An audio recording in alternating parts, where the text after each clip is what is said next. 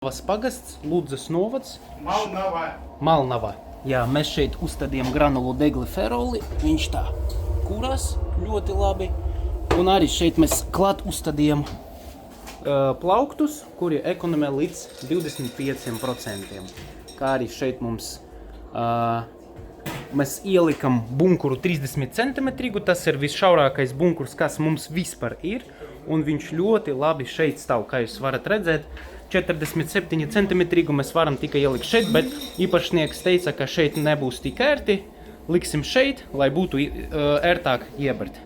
Ja, un rekur visa regulēšana notiek caur telefonu. Ja. No jebkuras pasaules vietas varat to regulēt. Galvenais, lai būtu, ka visiem programmatājiem ļoti labs interneta savienojums. Nu, varbūt ne ļoti, bet lai būtu stabils. Ja.